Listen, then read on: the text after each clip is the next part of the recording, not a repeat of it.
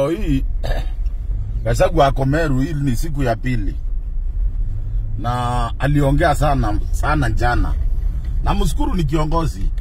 Hatujakataa hata kama ni kiongozi mwenye anjijui na ajui anaenda wapi.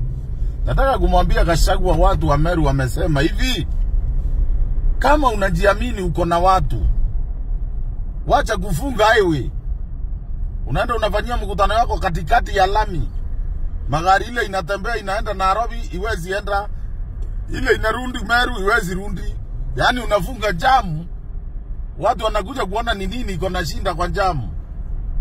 Nataka mwambie Gachagua, hata gari ikipata accident hata ama kitu ifanyike kwa barabara, watu ujaa hivyo. Kama we ni mwanaume kweli unashindana na Ruto, wacha kufanyia mikutano yako kwa barabara.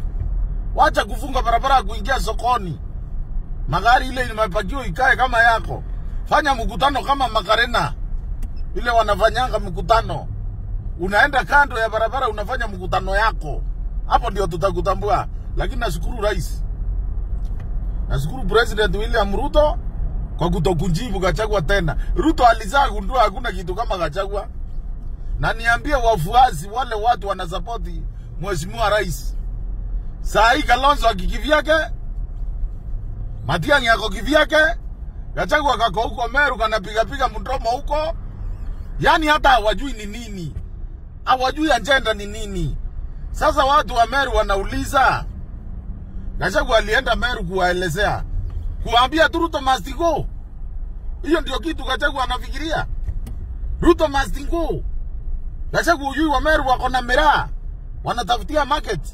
Gachagua ujui leo hii President atakuwa Meru akizindua mambo ya maziwa. Wacha upuzi Gachagua. Lakini Gachagua nikamtuketu nikaentertaina. Nilisikia kalikuwa comedian. Sasa nika comedian. Ruto hana mtu akombe. Ruto hana mtu akushindana na yeye. Isipokuwa tu tupige hiyo kelele, afanyie wa Meru kazi na wafanyie wa Kenya kazi. Mimi ile nataka kuambia, amuka ukajifanyie kazi. Gachagua hawezi kusaidia. Ile kitu Gachagua anataka ni chama yake ipate tu MP kidogo, ipate tu MCA au anapata msara. Hakuna kitu kingine. Analeta Mount Kenya. Hiyo naye ametheka kutuambia Ruto must go, hiyo ni uchinga.